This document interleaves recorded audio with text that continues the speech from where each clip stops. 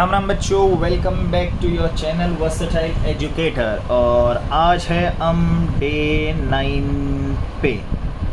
अब डे 9 पे यहाँ से चलो अपना दूसरा पड़ाव शुरू होगा कि हम क्या पढ़ेंगे। हम पढ़ने वाले हैं reconstitution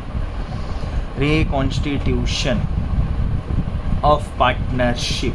reconstitution of a partnership.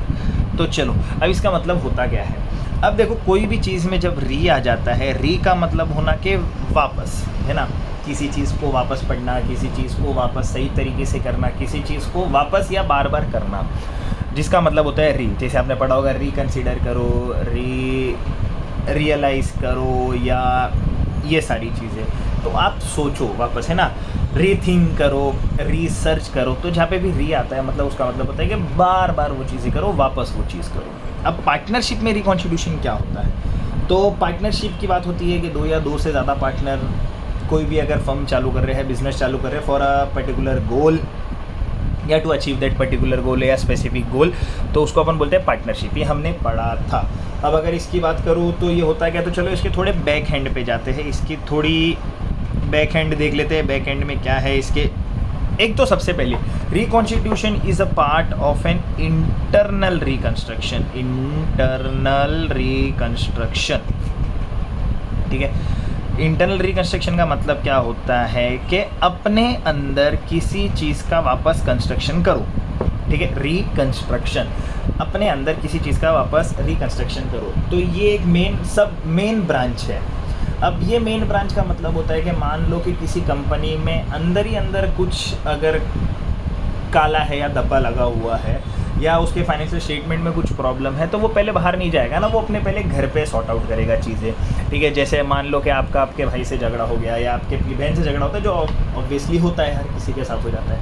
तो आप क्या घर के बाहर जाके थोड़ी ढिंडोरा पीटोगे, पहले आप घर के अंदर वो चीज़ें सॉर्ट आउट करोगे, फिर आप घर के बाहर जाओगे। या मान लो आपको गुस्सा आया तो आपने किसी सामने वाले को थप्पड़ मार दिया। तो अब आपके पास यहाँ पे दो सिनेरियो थे कि या तो आप सोचते कि मेरे को गुस्सा क्यों आया उस पर, और दूसरा जो आप ऑलरेडी कर चुके, थप्पड़ मार चुके हैं, तो अब दूसरे वाले सिनेरियो में झगड़ा बढ़ जाता है ना।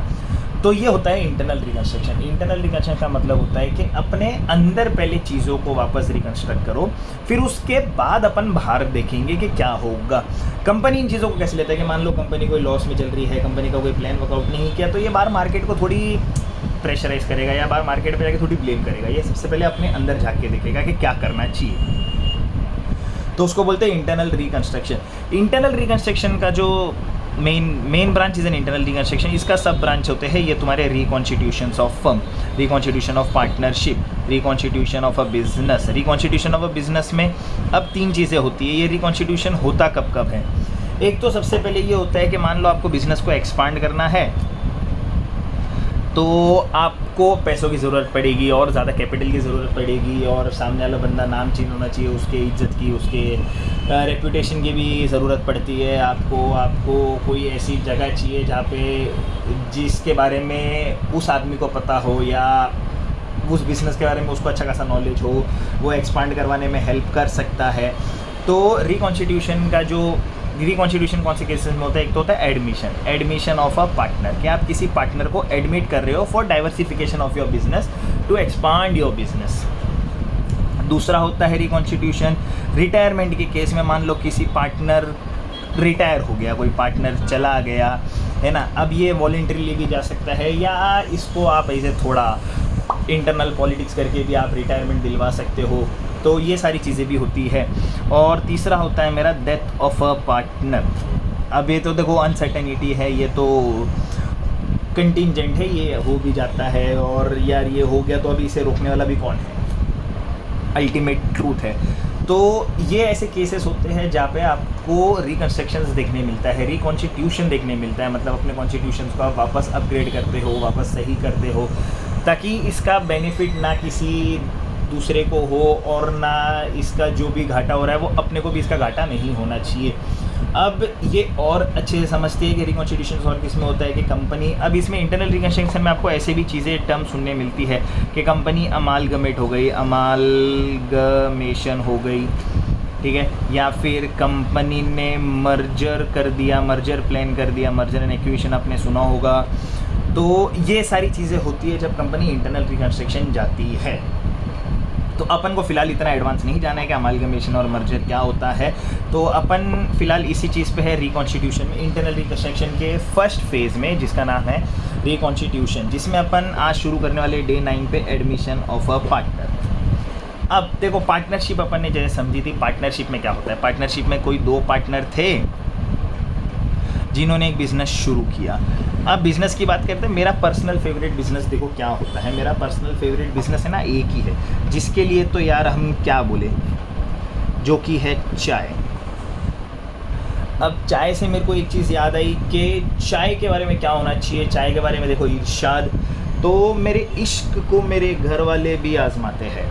क्या? मेरे इश्क को मेरे घर वाले भी आजमाते हैं, मुझे जगाने के लिए चाय का नारा लगाते हैं कि बेटा उठ जा, चाय बन गई है। वाह वाह वाह वाह वाह वाह वाह वाह, शायर भी बन गए।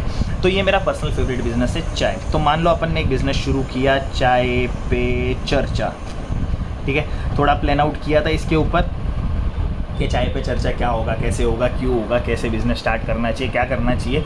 अब क्या हुआ, इन दोनों ने जब वो हवा चलते हुए देखी, एक बीच में ऐसा पीरियड था जब बहुत ही चाय चाय चाय चाय चाय चाय हो गया था। अब देखो, जैसे मैंने शायरी भी बोल दी, तो अक्सर हमें जगाने के लिए हमारे घर वाले एक ही नारा लगाते हैं, चाय चाय चाय चाय चाय चाय, चाय बन गई, चाय बन गई, चाय बन गई, उड़ जाओ उड़ जाओ उड़ जाओ, तो फिर हम उड़ जाते हैं। तो ये चाय, अब देखो चाय कैसे चलता है, हम खाली बैठे तो चाय चाहिए, हम टेंशन में है तो चाय चाहिए, हमारा पेट भरा हुआ है तो हमें चाय चाहिए, हमारा पेट खाली है तो हमें चाय चाहिए, हमें कहीं बाइक घूमने जा रहे हैं तो चाय चाहिए, हम 2 दोस्तों से मिल रहे हैं तो चाय चाहिए, हम उठ रहे तो चाय चाहिए, हम बैठ रहे तो चाय चाहिए, हम नहा के आ गए तो चाय चाहिए, हम नहाने जा रहे तो चाय पी के चले जाते हैं, हम कहीं बाहर जा रहे तो चाय पी लेते हैं, हम बाहर से आए तो चाय पी लेते हैं, हम कहीं जाते हैं तो चाय पी लेते हैं, हम कहीं से आते हैं तो चाय पी लेते हैं, हम किसी मेहमान बन के जाते हैं तो चाय पी लेते हैं, मेहमान हमारे घर पे आते तो हम उनके साथ भी चाय पी लेते हैं, हम फ्री बैठे तो चाय पी लेते हैं, हमको टाइम पास करना है तो हम चाय पी लेते हैं, हमें डिस्कशन करना है तो हम चाय पी लेते हैं, मतलब हम चाय चाय चाय चाय पी ही रहे हैं ना। तो ये ए और बी पार्टनर ने, दोनों ने मिलकर एक बिज़नेस खड़ा कर दिया, चाय पे चर्चा। अब इसमें इन्होंने क्या किया, ये चाय पे चर्चा पे इन्होंने इस बिज़नेस को, अब जितना जितना चाय चाय चाय चाय चलता रहा, लोगों ने हर चीज़ों में चाय चाय चाय चाय चाय चाय करना चालू कर दिया। तो इनका बिज़नेस बहुत अच्छा चल गया, इन्होंने बहुत अच्छा नाम कमा लिया, सब कुछ कर लिया। अब इन्होंने प्लान किया कि अपन को बढ़ाना है बिज़नेस, अपन को क्या करना है, बिज़नेस बढ़ाना है। तो बिज़नेस बढ़ाएंगे कैसे, तो बिज़नेस बढ़ाने के लिए देखो इन्होंने सबसे पहले क्या किया होगा, बिज़नेस खड़ा किया होगा, बिज़नेस में इन्होंने पैसा डाला होगा, उस पैसे को अपन क्या बोलते हैं, कैपिटल। फिर इन्होंने उस बिज़नेस का नाम बनाया, इज्जत बनाई, शोहरत बनाई। अब लोग क्या करते थे कि चाय, हर केस में चाय पीनी है तो कहाँ चले, चाय पे चर्चा, हर केस में। दोस्त मिल रहे तो क्या मिले, चाय पे चर्चा पे, दोस्त नहीं मिल रहे तो क्या मिले, चाय पे चर्चा पे, दोस्त मिलेंगे तो क्या डिस्कस करेंगे, वो डिस्कस करने के लिए भी हम कहाँ मिल रहे, चाय के चर्चा पे। सुबह रात दोपहर दिन कभी भी हम मिल रहे, किधर मिल रहे, चाय पे चर्चा पे। हम इतनी बार चाय पे चर्चा पे मिल गए कि भाई इतना नाम हो गया, रेप्यूटेशन हो गई, इज्जत हो गई, उसको हम बिजनेस टर्म्स में बोलते हैं गुडविल। तो दोनों बंदों ने कैपिटल डाला, पैसा डाला बिज़नेस के अंदर। ये देखो महात्मा गांधी भी रेडी हो गए, बिज़नेस में पैसा डाला और गुडविल बना दिया। गुडविल होती है आपकी रेप्यूटेशन, नाम के कहीं भी हो तो सुने तो लोगों को अरे वाह वाह वाह क्या नाम है, क्या नाम है, मज़ा आ गया। तो ये होती है रेप्यूटेशन। अब इन दोनों ने इतना बिज़नेस बना लिया कि बहुत अच्छा खासा चला। 2 साल इन्होंने बिज़नेस चलाया, 2 साल में इन्होंने काफ़ी अच्छा नाम बना लिया उस बिज़नेस का। अब ये लोग बोल रहे हैं कि हमें करना है बिज़नेस एक्सपांड। चाय का बिज़नेस क्यों नहीं हम एक्सपांड करें भाई, चाय का बिज़नेस भी तो एक्सपांड होता है। तो अब चाय का बिज़नेस एक्सपांड करने के लिए इन्हें चाहिए और पैसा और कैपिटल, और नाम तो ऑब्वियस सी बात है इनका था ही। तो इन्होंने सोचा कि चलो अपन एक और पार्टनर को एडमिट कर लेते हैं। ठीक है, हम एक पार्टनर को एडमिट करते हैं जो हमें एक तो क्या लगे देगा, पैसा लगे देगा, और ऊपर से वो हमारा ब्रांच या जहाँ पे हम वो बिज़नेस बढ़ाने वाले हैं, जहाँ पे हम अपना एक ब्रांच और खोलने वाले हैं, हम अपनी फ्रेंचाइजी और खोलने वाले हैं, वो पूरा फ्रेंचाइजी वो पूरा मैनेज कर ले। हमें ऐसा कोई बंदा चाहिए। तो इन्होंने ढूंढा और एक तीसरे बंदे को ले आए। ठीक है, this is the third partner. अब थर्ड पार्टनर से ये मांगेंगे क्या, देखो वाजिब सी बात है, मतलब और एकदम ऑब्वियस बात है कि इन दोनों ने भी अगर कैपिटल डाला था तो तीसरे बंदे से ये कैपिटल तो ऑब्वियस सी बात मांग ही रहे हैं। कैपिटल तो मांगेंगे ना कि भाई पहले तो पैसा दे। क्यों पैसा दे, क्योंकि इट्स एन इनिशियल इन्वेस्टमेंट। अगर आपको बिजनेस में आना है तो इन्वेस्टमेंट दो। अब तीसरे बंदे के मन में भी थोड़ा लालच तो था, यार ये बिजनेस तो बहुत अच्छा चल रहा है, इसने भी सुना हुआ था, इसने भी आके चाय पी हुई थी, अब अगर इसको अप्रोच हुआ है तो ऑब्वियस ही बात है कि यार वाह वाह क्या बात है। तो एक तो ये चीज़ के पैसा आएगा, कैपिटल तो आएगा ही आएगा, डेफिनेटली कैपिटल आएगा, बिना कैपिटल के तो आप बिजनेस में एंटर भी नहीं कर सकते।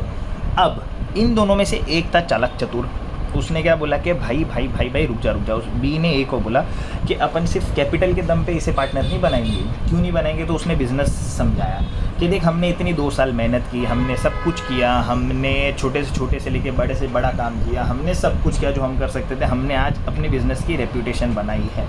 अब देखो क्या हुआ, जब तक हम 2 थे तो उसने बताया कि देखो ये हमारा प्रॉफिट बट रहा था, हम 2 थे तो ये हमारा 2 हिस्सों में प्रॉफिट बट रहा था ना, ये 2 हिस्सों में प्रॉफिट हो गया, दिस इज़ माई फर्स्ट हिस्सा, दिस इज़ माई सेकेंड हिस्सा, तो हम अच्छे खुश थे। अब क्या होगा, हमारा प्रॉफिट तो यही होगा, यही 100% है ना पूरा का पूरा। अब ये तो चेंज नहीं हो सकता, 100% का 115% तो नहीं हो सकता।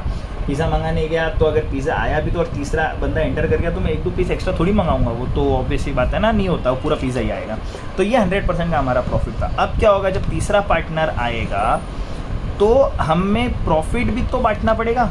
ये देखो पहले 2 में ही बट रहा था चीज़, अब कितने में बट रहा है, 3 में बट रहा है। अब जो चीज़ 2 में थी अब वो 3 में हो गई, 1, 2 और 3। अब एक का तो इतना कम हुआ ही हुआ, 2 का भी इतना कम हुआ, और तब जाके ये किसको मिला, तीसरे को मिला। तो देखो इनका एक तो प्रॉफिट कम हुआ, बोला वो तो चलो ठीक है, वो तो फ्यूचर में हमें उसको प्रॉफिट देना पड़ेगा क्योंकि प्रॉफिट कम होगा तो लॉस भी बढ़ जाएगा, वो तो चलो वैसे भी सेंसिबल है कि प्रॉफिट बटेगा तो लॉस भी बटेगा। तो पहले जो चीज़ 2 में बट रही थी अब 3 में बटेगी, मतलब पहले जो 2 में बट रही थी अब वो 3 में बटेगी। तो इसका मतलब जो हमारे पहले 2 के बीच का एग्रीमेंट या डीड था, अब वो 2 से हट के वो 2 वाला कैंसिल होके एक नया बनेगा जो 3 में बनेगा, जिसमें 3 लोग एग्री करेंगे, 3 जन आ जाएंगे उसके अंदर। बोला हाँ, तो बोला यार चलो ये तो अलग सी बात है, ये तो थोड़ा और फ्यूचर में पहुंच गए अपन के, ये तो होगा। अब इसके पहले हमने जो 2 साल इतनी मेहनत की, हमने जो 2 साल इतना बिजनेस को बनाया, बढ़ाया, नाम किया, आज लोग कहीं भी जाते हैं तो सबसे पहले चाय की बातें करते हैं और चाय का नाम लेते ही वो सीधा कहाँ पहुँच जाते हैं, चाय पे चर्चा पे।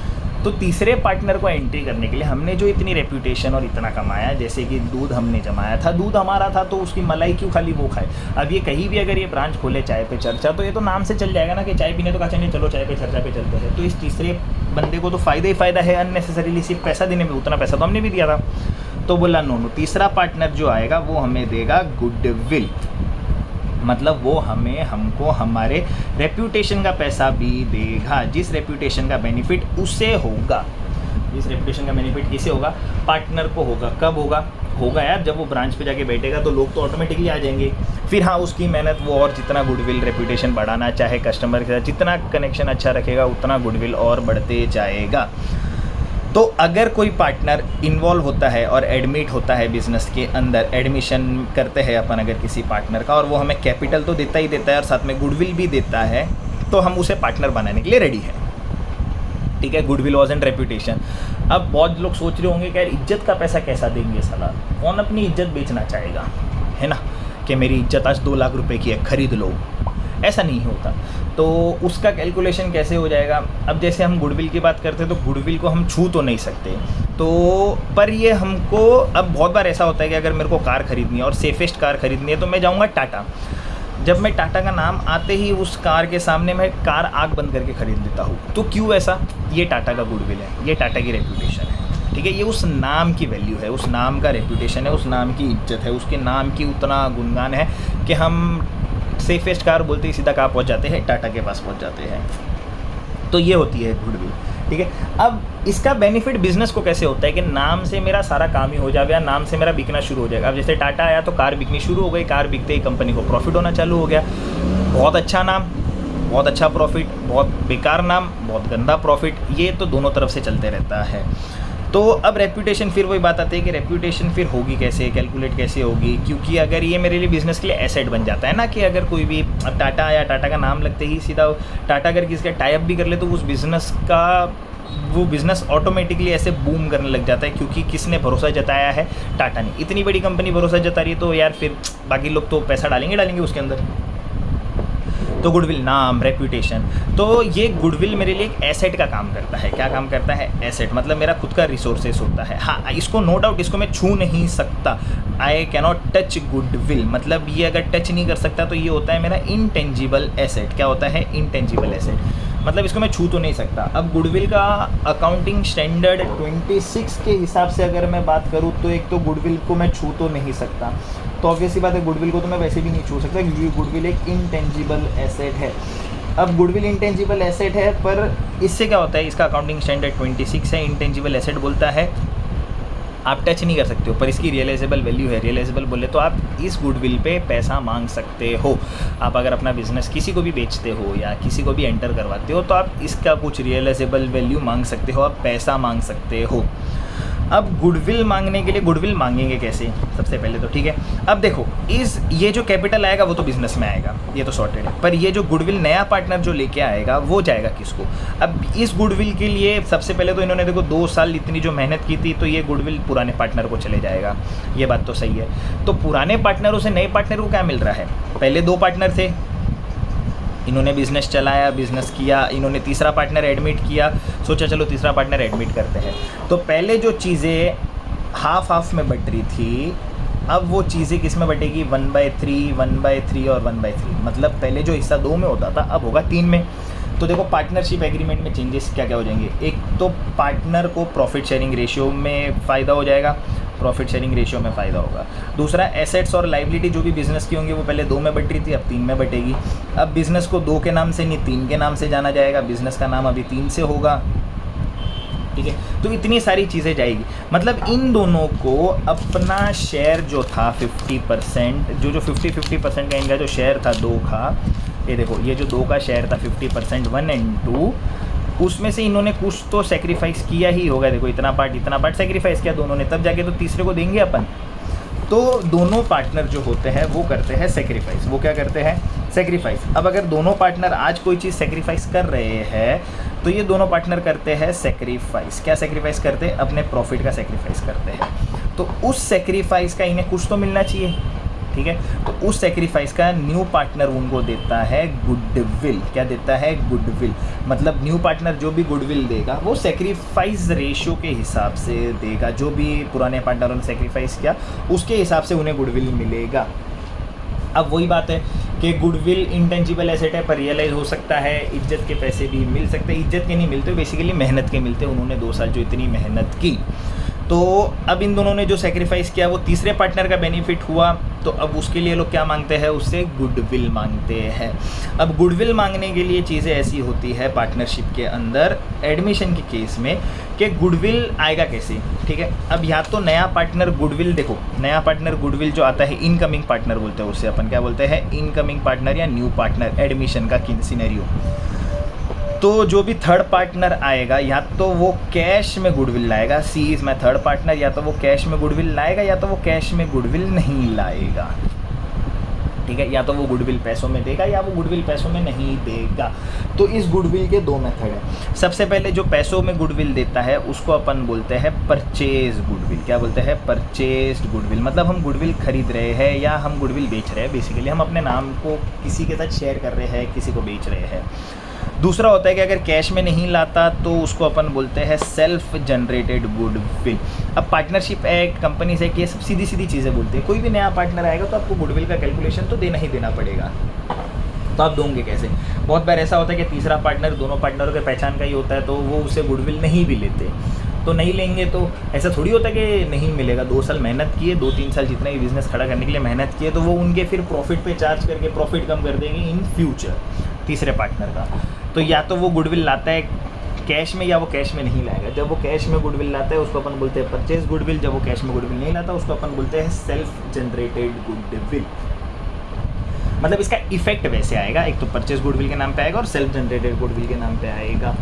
अब नए पार्टनर के आने पर बिज़नेस को क्या क्या फ़ायदा, बिज़नेस एक्सपांड इजीली हो सकता है, बिज़नेस के पास कैश अवेलेबिलिटी हो जाती है, एक तो बिज़नेस का एस्टेब्लिशमेंट बहुत इजीली हो जाता है, सप्लाईज में बेनिफिट मिल जाता है, मार्केट सिचुएशन और समझने मिलता है, रिस्क बढ़ जाता है हमारा, है ना, हम पास्ट परफॉर्मेंस पे ध्यान रखें और मैनेजमेंट हमारा और इफ़ेक्टिव हो जाता है। तो इतनी सारी चीज़ें होती है जब पार्टनर एडमिट होता है। अब पार्टनर एडमिट भी हो गया, हमने सब कुछ कर लिया, ठीक है। गुडविल में हमने ये देख लिया कि गुडविल या तो खरीदेंगे या फिर हम खुद ही जनरेट कर लेंगे। तो ये गुडविल जब भी आएगा तो ये गुडविल का वैल्यूएशन कैसे होगा, गुडविल के मेथड्स क्या होंगे, गुडविल लाएंगे कैसे, है ना, क्या कैसे चेंज होता है किसी चीज़ के अंदर, तो वो हमें देखना पड़ेगा। गुडविल का अकाउंटिंग कैसे होगा बुक के अंदर, तो ये सारी चीज़ों में भेद ऊपर नीचे हो जाता है।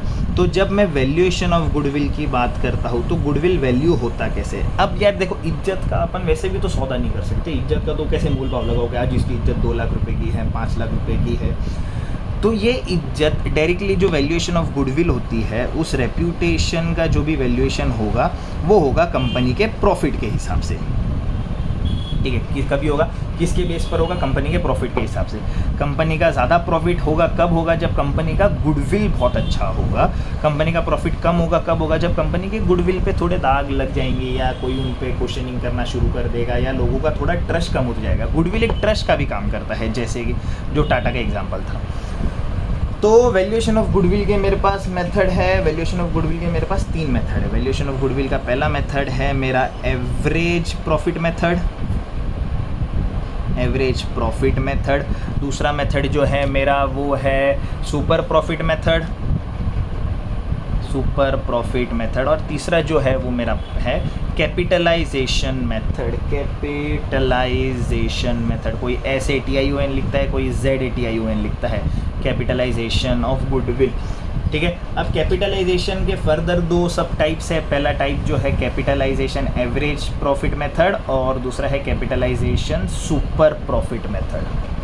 तो इस तरीके से हम गुडविल जो भी ट्रस्ट है लोगों का, कि हमारा गुडविल कितना है, हम उसका वैल्यूएशन कैसे करते हैं, प्रॉफिट बेस पे करते हैं। प्रॉफिट ज़्यादा है, क्यों किसी कंपनी का प्रॉफिट ज़्यादा है, क्योंकि उसका नाम अच्छा है, गुडविल अच्छा है।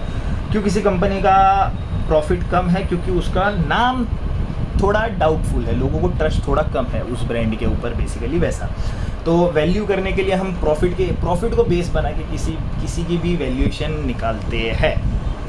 तो हमारे पास 3 मेथड थे वैल्यूएशन के, एक था एवरेज प्रॉफिट मेथड, दूसरा है सुपर प्रॉफिट मेथड और तीसरा है कैपिटलाइजेशन मेथड।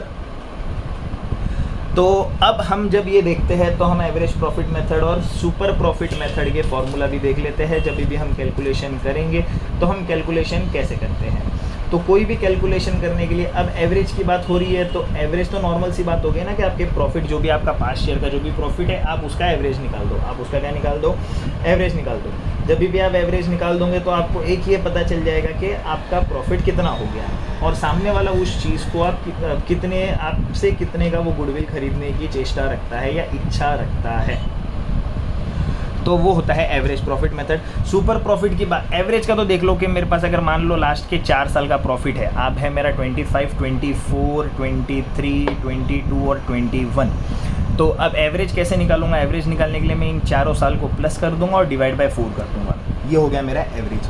सुपर प्रॉफिट के लिए क्या होता है कि मान लो कि किसी साल में मेरे को पता है कि लगभग मेरा प्रॉफिट ये है, हर साल का मेरा प्रॉफिट ये है एवरी ईयर, ठीक है।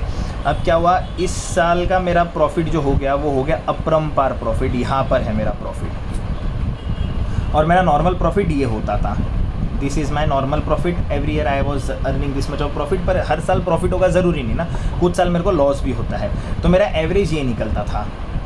अब एक बार ऐसा हो गया कि मेरा प्रॉफिट बहुत ही अपरंपार हो गया, एकदम ही ऊपर ही हो गया, रातों रात मेरा बिजनेस एकदम स्काई रॉकेट हो गया और बहुत ही अच्छा शेयर बिकने लगा, तो ये होता है मेरा सुपर प्रॉफिट। ये क्या होता है मेरा सुपर प्रॉफिट, कि अपरंपार प्रॉफिट हो गया मेरे को। और कैपिटलाइजेशन के हम कैपिटल के बेस पे अपना प्रॉफिट कैलकुलेट करते हैं। तो ये 3 सिनेरियोज हैं मेरे गुडविल कैलकुलेट करने के लिए भी। तो ये था मेरा कुछ बैकग्राउंड एडमिशन ऑफ पार्टनर के, हम जब कभी भी पार्टनर को एडमिट कराते हैं तो हम एडमिट कैसे कराते हैं। तो हमने डे 9 में कुछ हमने ये पढ़ा कि एडमिशन कैसे होता है, जिसको हम बैक एंड में क्या बोलते हैं, किसका वो मेन पार्ट है, कैसे बिज़नेस चालू हुआ था, उन्होंने क्या क्या लाया था और वो तीसरे पार्टनर से क्या क्या मांगते हैं, क्या क्या चीज़ें सेक्रीफाइस करनी पड़ेगी, और जो भी वो गुडविल लाएगा वो गुडविल वो कैसे लाएगा, कितने या लाएगा, तो अपन उसका वैल्यूएशन कैसे करेंगे। तो ये हमने पढ़ा डे 9 के अंदर, ठीक है। होप सो डे 9 में आपने बहुत कुछ नई चीज़ें सीखी होगी, और अगर आपने वीडियो एंड तक देखी है तो आपको पता है कि अब मैं क्या बोलने वाला हूँ। अपने दोस्तों के साथ ये वीडियो शेयर करना ना भूलें, क्योंकि we are in middle of 30 day challenge. तो मिलते हैं गाइस डे 10 पे, तब तक के लिए बाय बाय।